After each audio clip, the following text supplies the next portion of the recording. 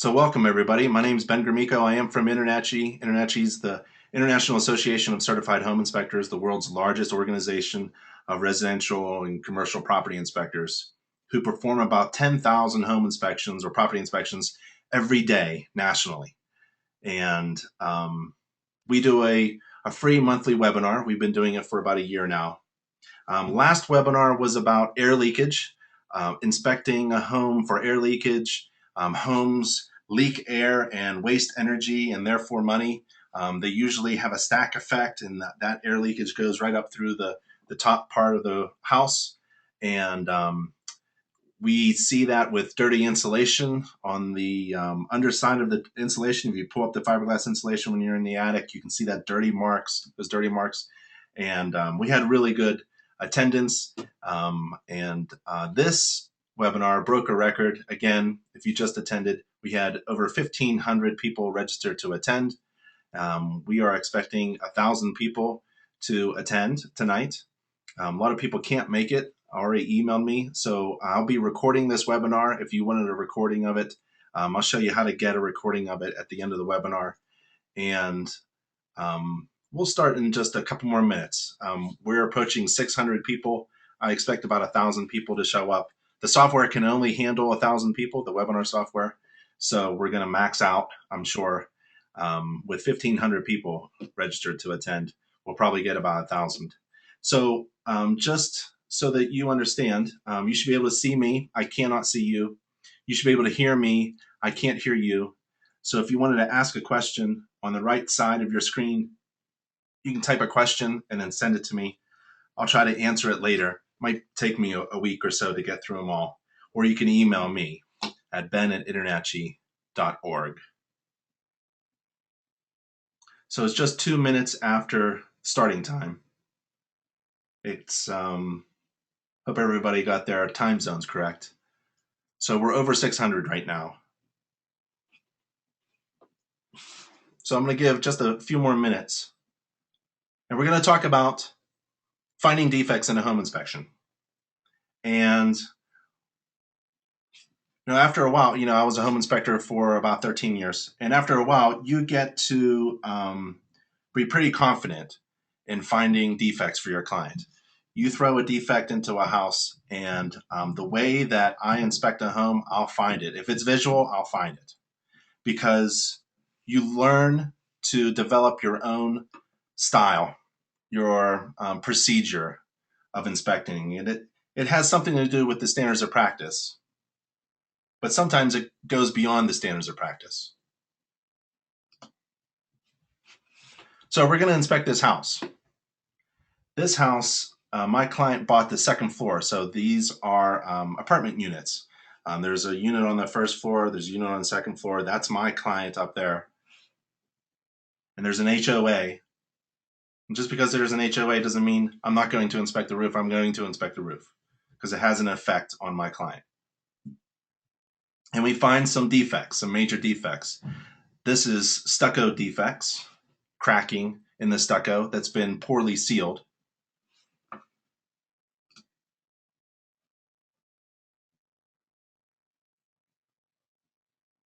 And sorry, I'm just looking at a couple of people asking me questions. Looks like you all can hear me. That's good.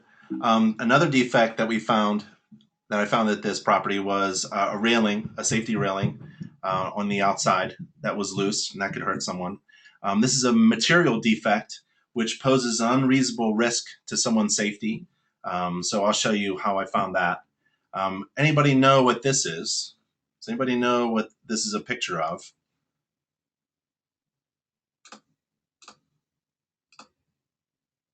Yep, it's the evaporator coil from the inside of the unit. And the fins are all, that's right, Desmond, the fins are all dirty, and it looks like just a mess. So it's a problem that should be attended to. And the gray stuff in this picture is the lint from the dryer exhaust. So the dryer was exhausting into the attic space, and that is a few hazards rolled up in one. So the InterNACHI standards of practice You can find them at www.nachi.org/SOP. And that is a minimum standard. It describes what you are required to do and not required to do. And if you follow those standards of practice, you'll be able to perform a home inspection according to those standards of practice and do just fine. However, some of you have asked about exceeding the standards of practice. You may. It's really up to you. It's your call. It's your judgment call. Our legal counsel wrote an article, a really good short article about exceeding or not exceeding the standards of practice, and that's the URL to that article. So I recommend reading that. And when you find a material defect, like we're going to find in just a few minutes, that poses an unreasonable risk to someone's safety, you are allowed to communicate that hazard to someone who's not your client, in addition to your client. So the clause in the Code of Ethics of InterNACHI says that the InterNACHI member shall not communicate any information about an inspection to anyone except the client without written prior consent of the client, except where it may affect the safety of others or violates a law. So I found a material defect in this inspection, and I wanted to tell just about everybody. So to find a defect, well, to do an inspection, there's a procedure that I follow, and I follow it with every home that I do. Doesn't matter what kind of home, what age, what size. I follow the standards of practice, and I go beyond those standards of practice. I have an inspection procedural checklist that I use. It's a mental checklist as well as on my mobile device. As I do an inspection, I like to carry the reporting software with me so I don't mess up. And I do the same thing over and over again, and that is how I find defects. Seems kind of simple, but it actually works really well. So what's the first thing you do? The first thing I do is I try to get to the rake board or the gutter edge, and I pull up the shingles, and I count the number of layers. I also try to inspect the presence of underlayment or felt or ice and water shield. But if I find more than one layer, then that clues me in to just about a ton of potential things that could go wrong with the roof. Because when you have 2 layers of shingles, as you know, I go right to the flashing, because usually they don't install the flashing with the second layer. They usually just install the second layer and then goop it. Wherever that penetration is, they goop it around the vent pipe or around the skylight, right? So that kind of sets you up mentally. So that's the first thing I do. I think that's one of the most valuable things I've ever done as being the first thing that I do at a home inspection is I take a look at the number of layers of asphalt shingles, if it's an asphalt shingle roof. Most of them are. And then I walk the roof. Now I'm telling you, don't walk the roof. You're not required to walk the roof. The standards of practice does not require you to walk the roof. If you have any hesitation, don't walk the roof. If you're not trained, if you're not comfortable with it, if you have a sixth sense of, no, I shouldn't go up there, don't go up there. Many home inspectors like myself go up on the roof. In fact, that's one of those things that give me a competitive advantage. I drive up in my truck with big ladders and I get up on the roof, and I use that as Mike Crow calls it a USP, a unique, I don't know, something unique about your marketing, about your services that you can market, right? Unique selling point. So I get up on the roof. It's one of the things that I'm known for. And I take pictures of my feet on the roof. I take my pictures of the hand on the roof. I walk every field, every plane, and I'm actually feeling under my feet the decking. And the laminated plywood sounds just like cornflakes. So to find a defect, for me, requires me to get up on the roof if I can. If I can get to the gutter, yeah, I'm trying to get up there. Because every time I go up on a roof, I usually find a defect. And so I take close-up pictures as well. As I'm looking for the several things that I look for when I go up on a roof. And I do this with every system. I look at the system as a whole, and then I break it down into components, and I look for the condition, the age, and performance, and I look for anything that needs to be monitored, improved, or corrected. So I'm looking at the condition, trying to estimate the age. I know it's 1 layer of shingles. It looks like it's about 10 years old. I'm estimating in my head. And then I go to the penetrations, right? First thing I do, the biggest penetration is the fireplace chimney or some kind of flue pipe, something that comes up that's taking combustion gases up. That's what I want to head for. This top one, there's 4 units real close. I'm not exactly sure which one is my client's, but I'm not excluding any of them. I'm inspecting them all because they're so close together. They have an effect on each other. You know, they're built together, so they affect one another. And my client's cap on her fireplace is bent downwards, and it pulls up with water, and it spills over, and the rusty water streams down the side. This is flashed well. Try to take a picture of the interior flue. I stick my camera in there. Boy, I use my camera like a second pair of eyes. And I take hundreds of pictures per report. So here's the water streaming down. The stucco has been cracking for a long time. It's soft. You can pound on it. I like to pound on the stucco and push my hand on it. I can find a lot of defects by physically touching. This is a visual inspection, but I put my hand on the exterior covering materials and I look for cracking.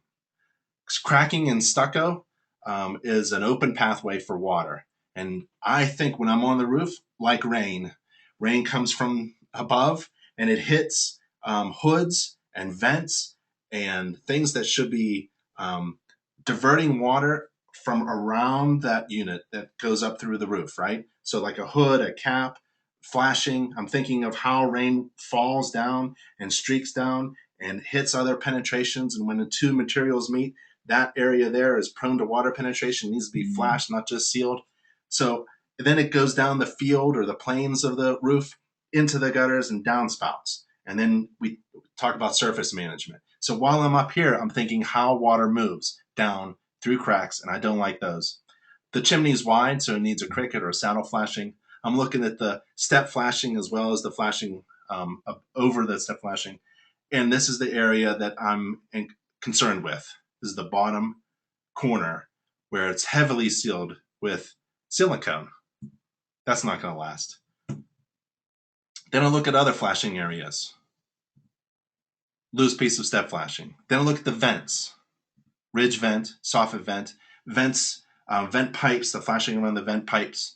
There's hoods. Any kind of penetration now is an area that could be prone to water penetration. And these hoods look new, so something's going on there. Flashing around the vent pipe is good. And then I think about water, how it moves. It goes into the gutter and then in downspouts. And then there's a little roof in the back. There's a storage shed. And I look up. I go into the little shed and I look up and I see the flue pipe of my neighbor's flue pipe, my client's neighbor's flue pipe.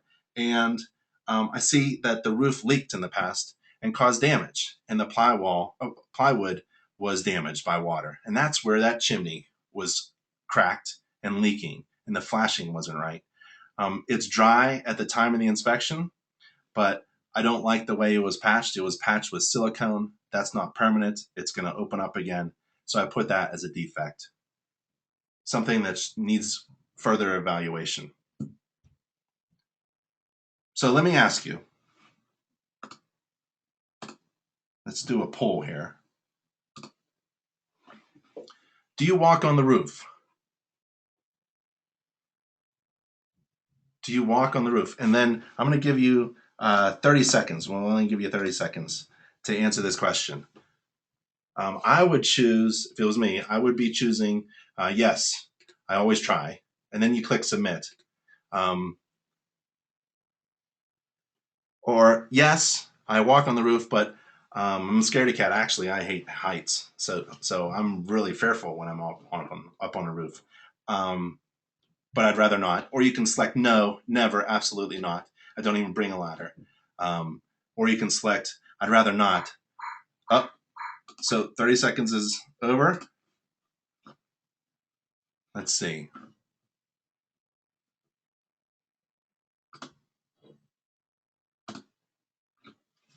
So looks like 75% of you, and we're almost at 850 people, 844 people attending the webinar, says yes, I always try.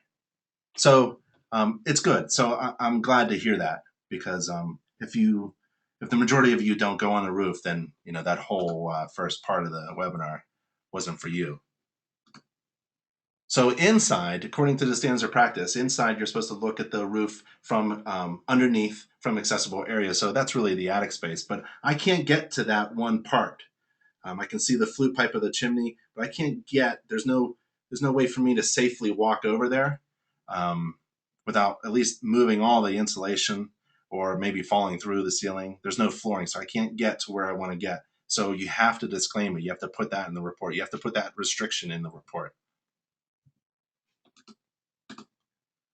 I'm going to take a look around at the structure, and I don't see any structural problems at all. But I do see this problem where we have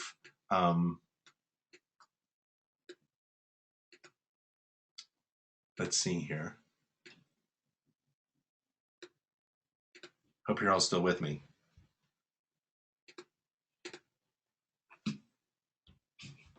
So we do have a dryer vent pipe that was exhausting into the attic space, and that's not a good thing. So I'm trying to, sorry folks, I'm trying to get rid of my poll here.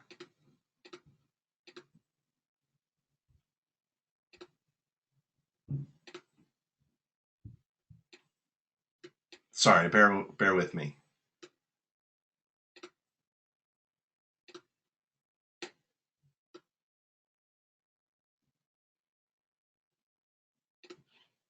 Cool. So, so all of the lint was building up in this attic space. You can't exhaust your dryer into an attic space. But I did a test, and I thought this was a defect, but I did a test of the dryer. You're not supposed to, not required to turn on a dryer appliance according to the standards of practice, but I exceeded the standard of practice because I wanted to see if the dryer actually exhausts in here. And it turns out that it used to. They knew about the defect, and they replaced that old vent pipe with a new vent pipe that went up through the roof. So it was a defect. It looked initially like a defect, but it is not a defect.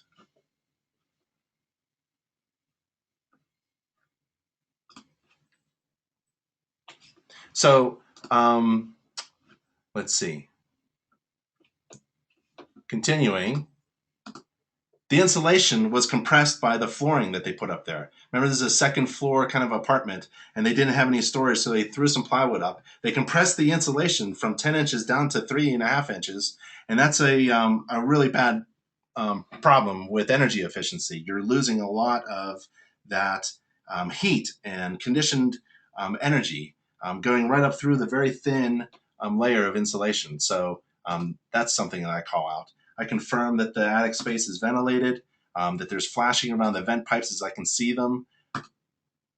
And then there's the attic steps as they come up the stairs. The pull down steps, that is a great energy waster right there. There's a lot of space where there's supposed to be weather tight insulation around there, and it's never weather tight or airtight. It's always loose. So therefore, it's acting like a big hole in the building envelope, right? There's no insulation here. This staircase has no insulation, and it's not airtight. So therefore, that heat pump that we're going to get to, this place is heated by a heat pump, is running like crazy. The heating and cooling costs are skyrocketing through the roof because there's compressed insulation from the plywood, and there's a big hole in the attic ceiling. So that's the inspection of the roof. And let me share with you my report, the condition of the section about the roof.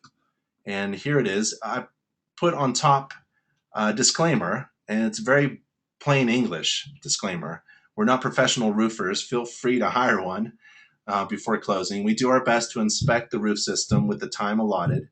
We inspect the roof covering, drainage systems, flashing, skylights, chimneys, roof penetrations.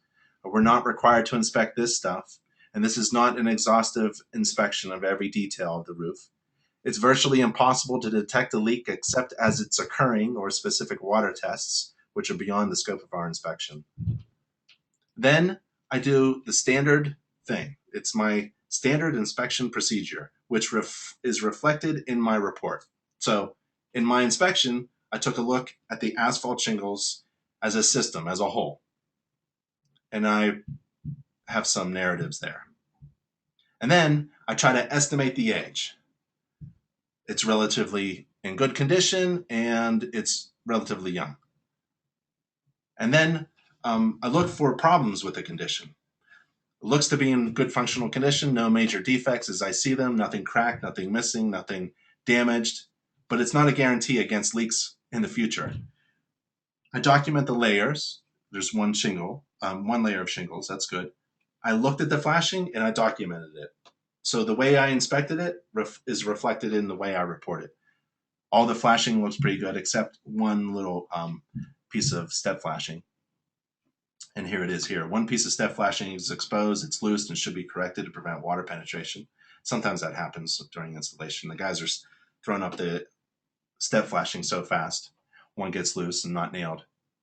The flashing around the vent pipes, the ventilation at the soffit and ridge vents, they're installed.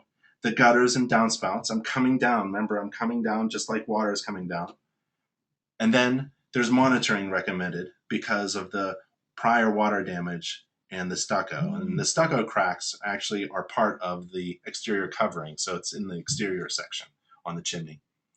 Oh, it's in the chimney section, actually. And I couldn't reach that one part of the attic space, so monitoring is recommended. So I couldn't reach way back there. So I wanted to share with you my narratives and disclaimer, and that's the roof section. So talking about an inspection procedure checklist, this is how I inspect every system. I've done the roof, right? So now let's go to the next system. The next system I inspect while I'm outside is the exterior. And it's kind of like writing, your report is kind of like writing a story in chapters. Every system of the house is a chapter, and then you have these subtitles and subcategories, right? So the next thing I would inspect, if you're remembering, I'm following water as it flows down. It goes off the roof, it goes into the gutters, down the downspouts, and then discharged away from the house. So I'm thinking about surface management, grading, and retaining walls. Retaining walls tend to retain, unfortunately, moisture. Then I inspect the exterior wall covering. I look at the type, description, the flashing and the trim, the eaves, the soffit, and the fascia. And these are all in the standards of practice, but I've tweaked the standards of practice in order to make my own inspection procedure checklist. And why do I do that? So I can find defects. If I follow my inspection procedure checklist, I will find the defects that are visible during a regular home inspection. Guaranteed. No doubt. So this is what you need to develop. This is what I recommend you develop. So the way you inspect, according to this inspection procedure, should be reflected also in your inspection report. So your inspection report can be outlined like this as well. Next thing I inspect is components of the system. So the system was the roof, and I broke it down into components. This system, next coming up, is the exterior, and I break it down into components. How the water is managed, and then the siding material around the house, and then all the exterior components, all the little things, from the driveway where a person parks their car, going up to the walks, away from the car to the house, so sidewalks, walks, paths, and then they go up the steps, stairs, stoops, ramps, and they're holding on to things as they're going up the steps. So inspect the handrails, guardrails, balusters, spindles, and rails, then the patios, decks, balconies, and porches. And then the other things that I have to go around the house probably a couple times to find: the exterior water faucets, the GFCIs, and the exterior doors and the windows, and the light fixtures. And then there's some other things that I add to my inspection procedure because clients have pointed them out to me before. And so I just throw them in there, like the doorbell. How many times has a client come up to you and said, "Hey, I tested the doorbell and it doesn't work. Why don't you put that in the report?" And I go, "Oh, thank you so much. That was really good." So I put now the doorbell. That's in my inspection procedure. Playground and recreational equipment, especially if there's a fish pond or a bird bath that's made out of concrete. Um, I check them, and if I find a problem with it, let's say a loose bird bath that's made out of concrete, I will report it. If I don't find anything wrong with it, I'll disclaim it. So if you're going to inspect a swing, I've got 3 little kids. I know how to build a swing. I'm going to check the swing. It's going to be there. Maybe it's negotiated away, but if my client has kids, maybe it's going to stay. I don't know. I'm going to check it. It's going to take me 30 seconds.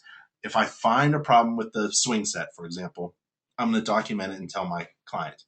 If I don't find any problems, I'm going to disclaim it, right? Because I'm not required by the standards of practice to inspect those things. Landscaping and trees close to the house, vegetation, bushes that have an effect on the house in some way, garden features. So it's part of your quality control to follow a standard procedure while doing an inspection. If you do it over and over and over again, it's the same thing. You tend to see that most houses will fit within your procedure and will be reflected in your report. It's kind of like the same thing. So the quality control comes in when you find something new, like a doorbell. So you add that to your inspection procedure, and it also appears in your inspection report, right? So let's do the exterior.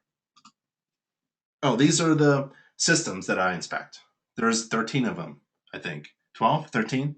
So there's roof, exterior, heating, cooling, plumbing, which is the supply coming in, the drainage going out, and the hot water source. The electrical system, the structure, which is really like the foundation. These are all the systems listed, and they're not broken down really. The attic space, where you get the roof, underneath the roof, the structure, some of the structure you could see, and the insulation for sure. The interior, which is the windows, doors, receptacles, lights, walls, ceilings, floors. Bathrooms, I separate because they have their own, they're like their own animal, right? They have water coming in, water going out. There's water management, especially with showers and tubs and things. There's panels, there's GFCI stuff. So bathrooms are separated systems for me. Fireplaces, according to the standards of practice in a bit of InterNACHI, fireplaces are separate, and we have actually a checklist, a procedural checklist just for inspecting fireplaces. Garages, attached or detached, or even carports, that's a separate thing for me. That's a system, and then I break it down into components.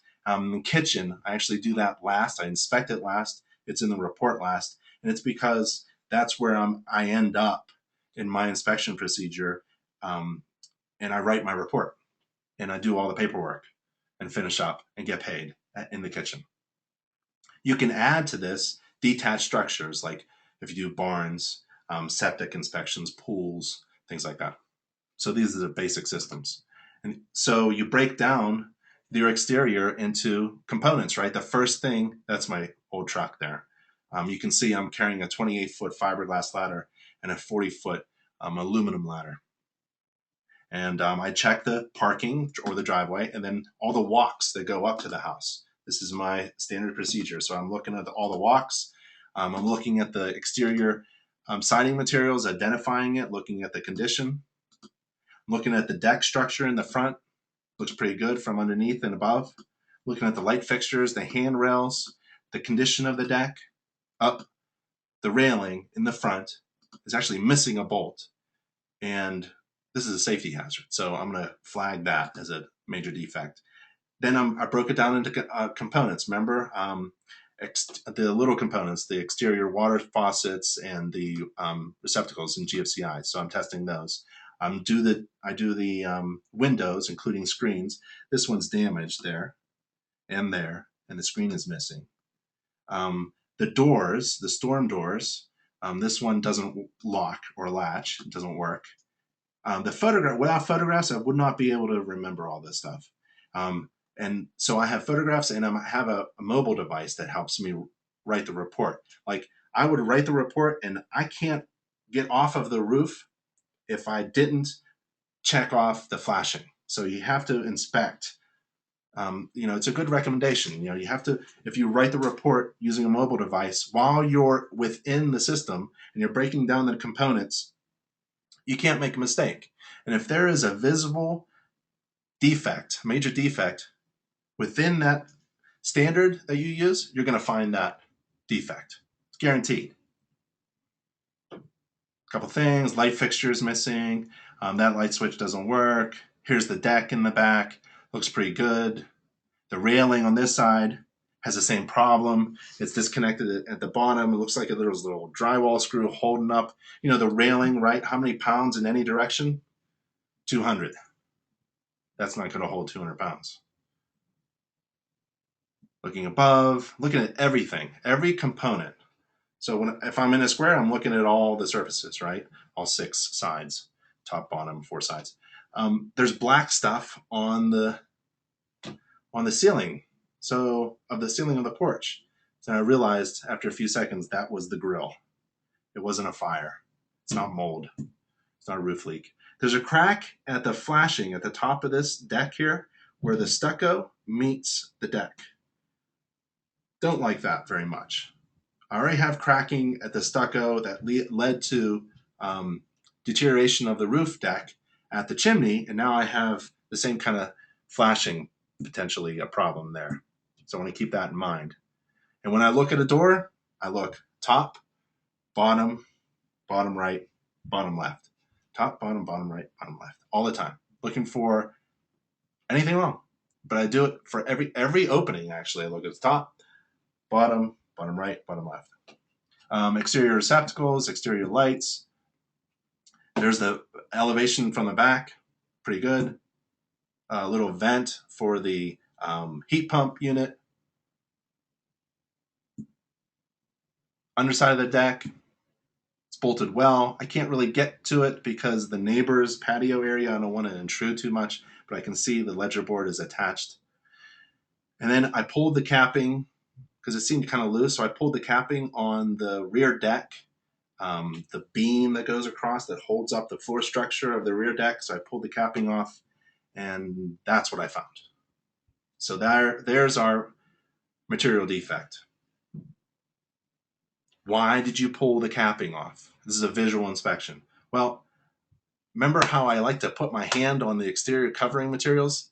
Same thing with capping, especially when the capping is on the exterior building envelope, because I'm thinking of water. And this is from the East Coast. When I live in Colorado now, but this is from Pennsylvania. So when water is shedding off of the house, there's the roof, the gutters, the downspouts, the exterior siding. And when it comes down, you're thinking about how water moves. That's how you find defects. Think about how water moves, and you touch something that should be solid. Capping, aluminum capping, that's not sealed on the far exterior side of a house where there's a lot of water being shed. If there's one crack open, it's going to just deteriorate. So there's just a ton of stuff. I actually could put my hand through this beam. This beam was a 12 by 5, like 5. So what would be 3 2x12s? Big. It's a big beam. It's completely shot. Just completely deteriorated. This is a material defect. Material defect. Oh, let's look at the report.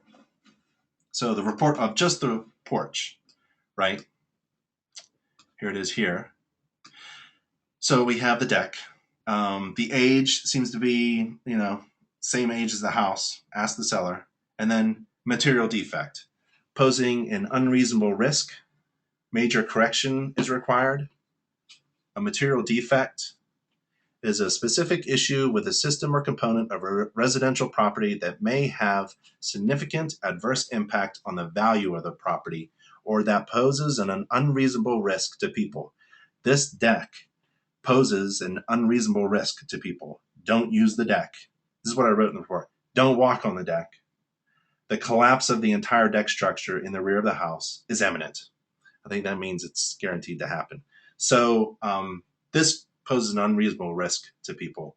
The Code of Ethics allows me to communicate this material defect, this hazardous situation to people in addition to my client. And thank goodness the house was vacant, so I was able to post some signs on the front door and the back doors, especially the 2 slider doors. I don't want anybody going out there. I can't believe me, 260 pounds, didn't make the deck collapse. So if you follow an inspection procedure, man, your hand is great, especially wrapping your hand around a hot or cool, warm or cool refrigerant line of an air conditioner. That's one way. Or pounding on the stucco or tapping the capping. You do that every time and you'll find the defects that are visible. For me, this was a visible defect, even though it was under capping, because of my procedure of finding defects. So I hope I can help you think about the way you do an inspection and your procedures and doing them consistently over and over with every inspection, not missing a beat. If there's a visible defect in a house, I'll find it. So let me ask you, how many, let's try this again. I'm not very good with these things, these polls, but it's really interesting. How many defects do you find on average per inspection? How many defects do you find on average per inspection? And I'm going to give you 30 seconds. You can't see my watch, but I just started the watch, the timer, and you've got 30 seconds to answer this question, and then we'll share it with us. It's anonymous, so you won't be identified. If it was me, how many defects do I find per inspection? Probably 4 to 8. I would define a defect as something that needs to be corrected and further evaluated by a contractor. So about 4 to 8, I would say. All right, 30 seconds is up. I'll close the poll and I'll share results. And so a lot of you said 4 to 8, but most of you said 9 to 15. And a third of you, almost a third of you, said more than 16. That's pretty amazing. That's really good.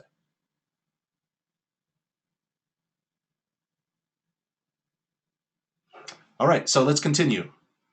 This is the heat pump. We've got a couple more defects to find, right? This is the heat pump system, and using my camera, I'm using this to document information that I can't write down that fast, right? So I can maybe write it down later, or at least I have it. So the manufacturing date is June 2004, it looks like. There's an electric shutoff switch, should be visible within sight of the unit. The refrigerant line, what's the line that's the largest line? The largest line is called a suction line. It should be insulated all the way. It's not. Minor problem. There's the dryer mechanism. So that's the exterior. This is the interior evaporator coil. We know that there's a defect here, right? But let me show you how I found it. There's a shutoff switch, electric. There's an electric line coming into the backup heater. There's a shutoff switch. There's the dryer. There's the air filter. I try to take a picture of the air filter. This one is interesting. Remember, it's a small apartment unit, so there's no return duct work. This is in a closet with louvered doors, and all of the return air goes up into this air filter, and it gets heated and cooled and distributed through insulated ducts from the attic space, if you saw that. I pull the air filter out, and I try to actually stick my nose into the ductwork to the right and left and try to see the blower, the fan, or if I can go up on this unit, you can look up and see these fins are just, this is, there's a couple problems. This hasn't been cleaned and serviced, so there could be something else wrong, right? So that tells me, keep thinking about finding defects.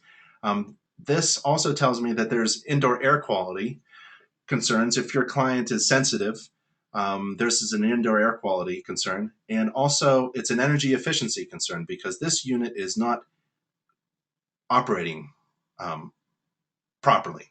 So it's wasting energy. And the Department of Energy, I believe, says something like a HVAC system that is not serviced and cleaned on a regular basis is probably wasting about 20% of its energy. So you may have a really high energy efficient heating and cooling system, but if it's not cleaned and serviced, it's actually a low energy efficiency heating system. So inspecting how well an HVAC system is serviced and maintained and cleaned is really valuable information that I provide to my clients. I love doing that. Condensate drain line, electrical panel. The breakers are not individually specifically labeled. That's a safety problem. I point that out. I'm not going to cry like crazy over it, but and then I took off the front cover. This is another thing you do not have to do. I do not recommend you take off the front dead cover, but I always do. And I inspect the interior, right? And I take a bunch of pictures and I put the cover back on. For this inspection, I forgot to take pictures of the interior of the electrical panel. It just happens. No problems within the electrical panel though. Main shut-off valve, water shut-off valve. So these are the components of the, these are the systems, right? The plumbing is supply in, drain out, and hot water source. That's how it's broken down for me. So I identify the water coming in, the main shut-off valve. This is the valve to the hot water tank, bottom, top. I look at the electrical line. Is it clamped? The size of the electrical line, the condition, the grounding, the temperature relief valve, the discharge to the floor or through the floor, the cold water coming in with a valve and a connection, hot water going up. So it's a standard inspection procedure that I follow with every hot water source. And it works. And if there is a visual inspection, I'm going to find it. A visual defect, I'm going to find it at the hot water tank. 50 gallons. The electrical elements, sometimes on older hot water tanks, will show indications of leakage right there. And then we move on. This is the dryer that I spoke to you about in the attic that was venting in the attic space. Washer dryer. The hoses, they're not pressure tested hoses. They are the, you should replace those hoses. I like to see braided stainless steel hoses, mesh hoses. And it actually, you can see the twist tie where the cold water line is twist tied to the discharge pipe. That's an indication that maybe something happened in the past, and turns out it did. Looks like it discharged down the wall. Bathrooms, I do the same thing with the bathrooms. Every toilet I flush, I take a picture of it, and I straddle the toilet with my legs, and I try to move the toilet to see if it's bolted down to the floor and if it needs a wax seal or not. Same procedure with the bathtub and shower. I turn on the tub, hot, cold water, the drain. These are the same things that I do with every inspection. You should see my inspection reports. It's like the same thing over and over again. I take a picture of the valve coming in to the toilet, supply valves for the sinks, and the drain pipe for the sinks, bathroom sinks. And now I'm at the interior system, which is walls, ceilings, floors, receptacles, light fixtures. This is my ground fault tester, but I'm looking for polarity problems. Open and close the doors, missing cover on the closet light fixture. The slider door opens and closes. So I'm taking pictures, and I've got my camera.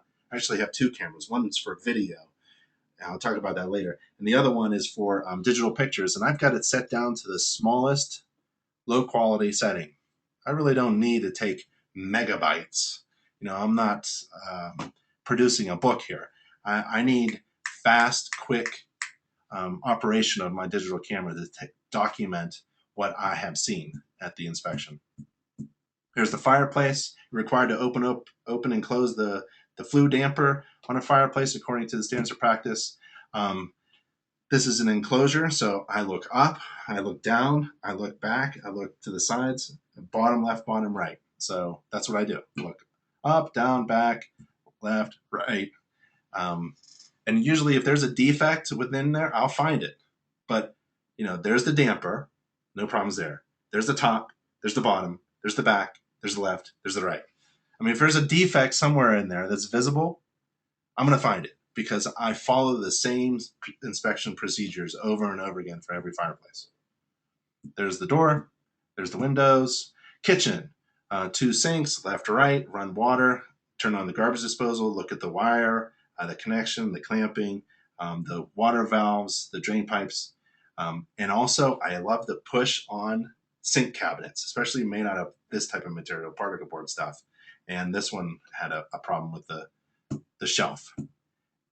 Check the ground faults and operate the dishwasher, look at the guts, components, pull that stuff out, push it back in, look at the gaskets. We actually have a course on how to inspect appliances based upon the Texas Trek standards of practice, and turn on all the heating elements of the stove, the top, the burners, the oven, the broiler, microwave detector. I stick InterNACHI's. We have a microwave tester.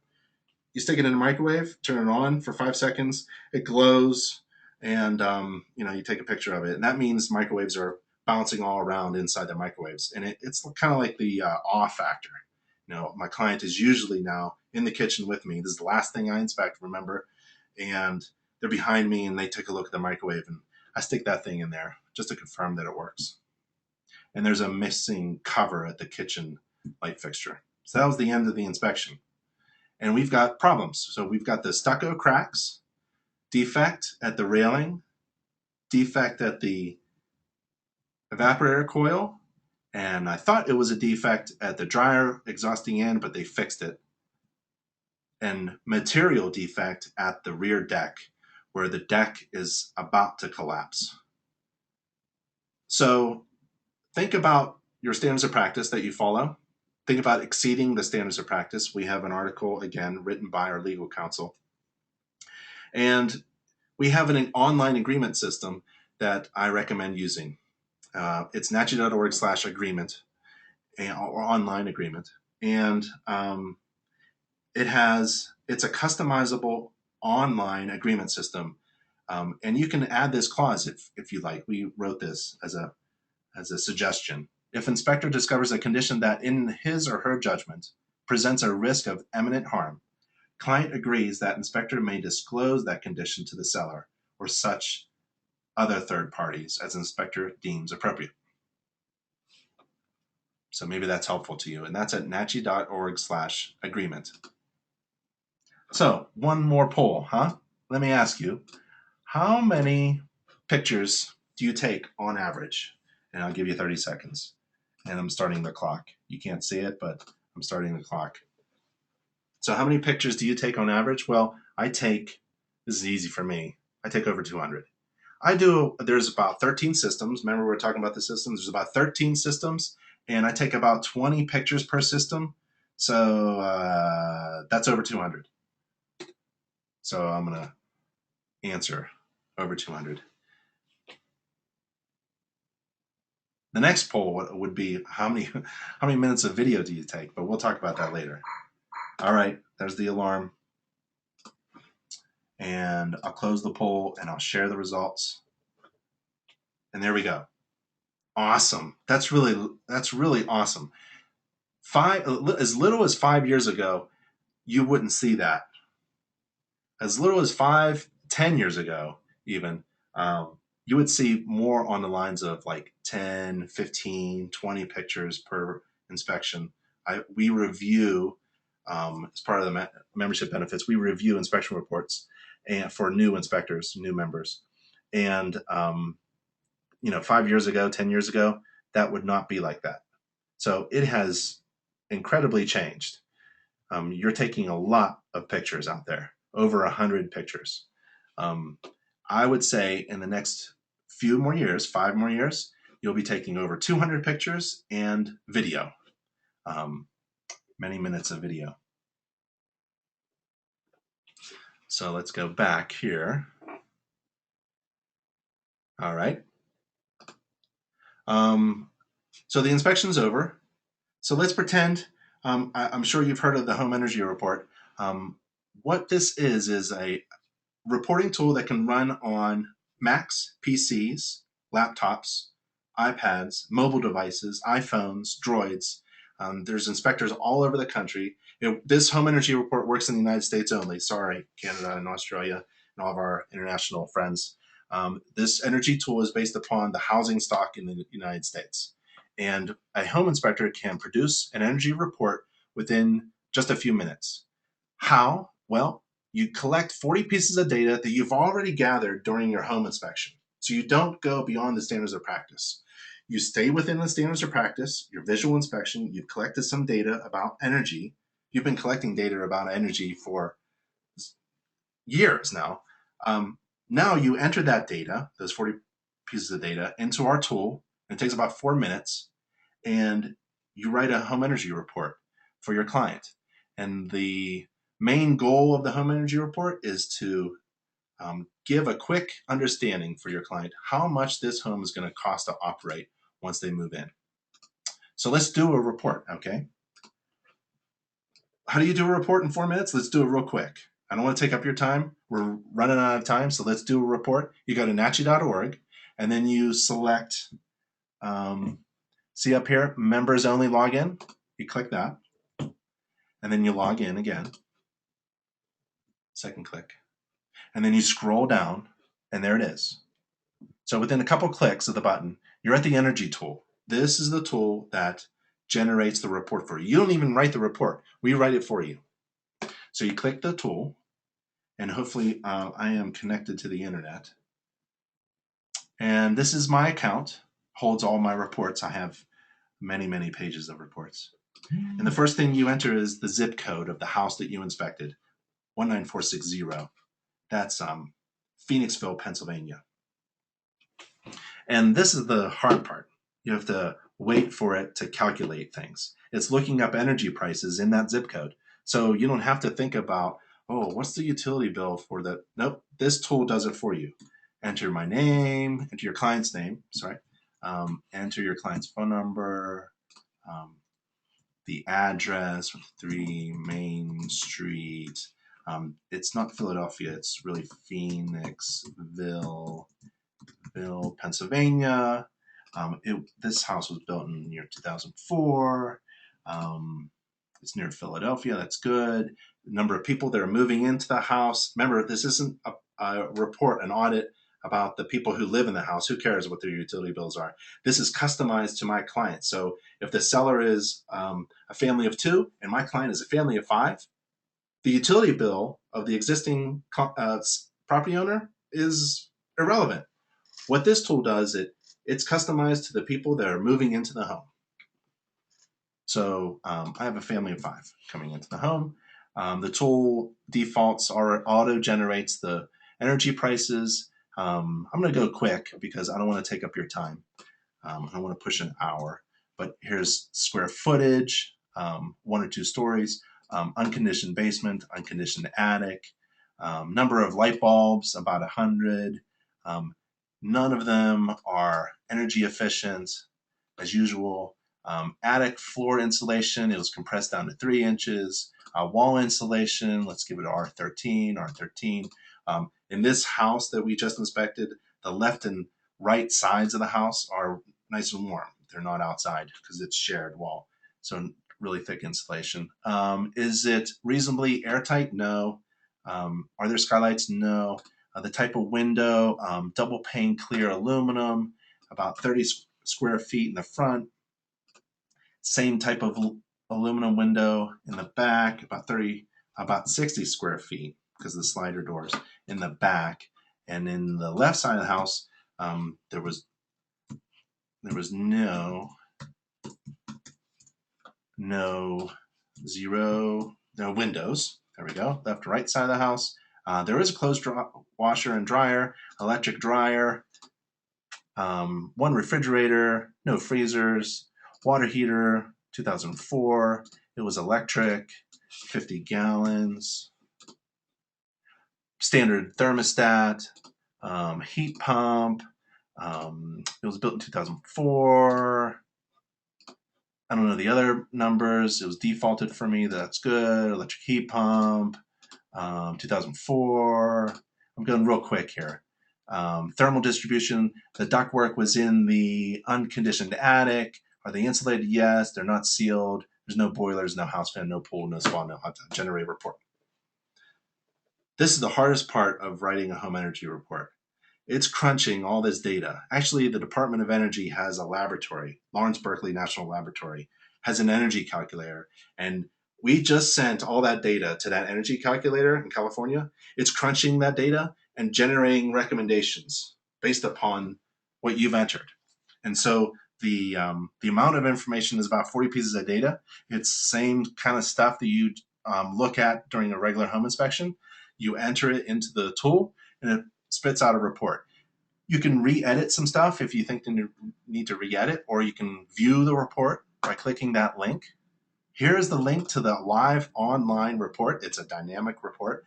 You can copy paste that URL link to the report in an email and send it out, and you're done. But I would view the report just to make sure it looks good.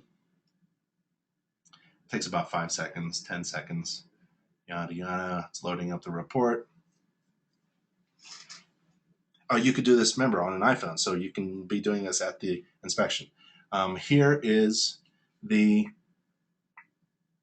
report. So it's kind of dynamic. It looks really nice. It gives your client a really quick understanding of how much this home is going to cost to operate, heat, cool, and operate once they move in. They know how much it costs, right? The principal, interest, taxes, and insurance, but they don't know how much the energy cost is. And all over the world, really, people are starting to think about energy, in particular in the United States, because energy prices are going up. And increasingly, consumers are thinking about the cost of energy. And they need someone that they trust to provide some information. This is the way to do it. And it only took me a couple minutes to develop a home energy report. You don't even write it, and it gives you fantastic information. So here's a video about what a home energy report is. Your home energy report empowers you to save. So it describes in a minute, describes to your client what this is all about. It describes, so you don't have to do that. You don't have to describe what this home energy report is. This video helps you. There it is in text if you want to. You are promoted. There's your membership ID, InterNACHI membership ID, within every home energy report. And then there's the breakdown of all the systems and components. Up here, you can do your tabs. There's heating, cooling, large appliances, small appliances, lighting. Lighting has a nice little video about how much.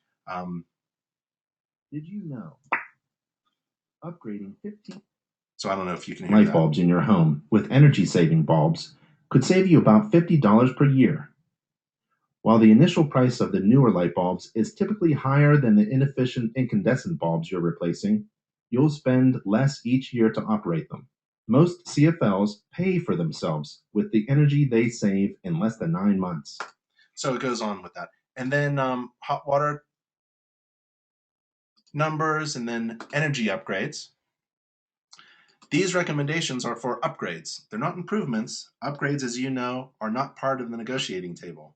So let's take a look at the upgrades. Replace all of your incandescent light bulbs with energy efficient ones. And over here, it shows you how much, gives them some estimated cost of how much money you're going to save per year and how much it's going to cost to upgrade it. And your return on investment, 455% investment. That's pretty good. Upgrade to programmable thermostat. Remember, there was a standard thermostat in that house. Upgrading it to a programmable thermostat will save money. When replacing your water heater, it doesn't say replace it. It says when you're going to replace your water heater, pick an energy efficient one. That's pretty much assumed. If in the future you decide to replace your clothes washer, pick an Energy Star one. Air tightness. Have a professional seal your air ducts to reduce air leakage. Very good. Add insulation to the attic floor. Try to get R9. So it goes through all of these airtight. Have a professional seal the cracks and leaks. So it gives all these recommendations that are generated by the Department of Energy's energy calculator, and it spits out a really nice report for you. I shouldn't say spits out, but it is pretty fast. There's an energy book, an e-book that comes with every home energy report that provides even more information about how to save energy and therefore money. And a typical home energy report will save your client over $500. We have statistical data all over the country, and the average report will save the typical homeowner, the home buyer, over $500 for if they follow the recommendations. So I must have a slow connection, but we have an e-book that is connected to every home energy report. Well, we're almost at an hour. So if I can leave you with a few things, follow a standard procedure, a checklist that you develop, that you follow for every inspection that you do, and tweak it as you go. And the way that you inspect should be reflected in how you report. And if you follow that standard procedure, you'll have really good quality control of your work. And if it's a visible defect, you'll find it. So I hope you had fun. Let's see, next month, I have a little plug for Inspector Outlet. We have, if you don't like to walk on roofs, some of you don't, we have a spectroscope, it's called. It goes up 35 feet at least, or maybe taller. It has a wireless remote camera. It comes with the pole. So the pole and the connections and the fittings and the camera, and you can take pictures without going up on the roof. You can take pictures from 35 feet up, like a bird's eye view. You can stick it in a crawl space too. And you can take pictures on your iPad or iPhone because there's a wireless connection between the camera that's at the end of the pole and your device, mobile device. And that's on inspectoroutlet.com. And we also have a homeowner newsletter. It's nachi.org/homeowner-newsletter. And this is customized to the home and your client. This isn't some canned articles that come out, and it's free. It's absolutely free. So how this works is, let's say you have a client that's moving into a home and they have a dog, they have children, and at the inspection you found problems with the stucco, the heat pump, the insulation, and the deck.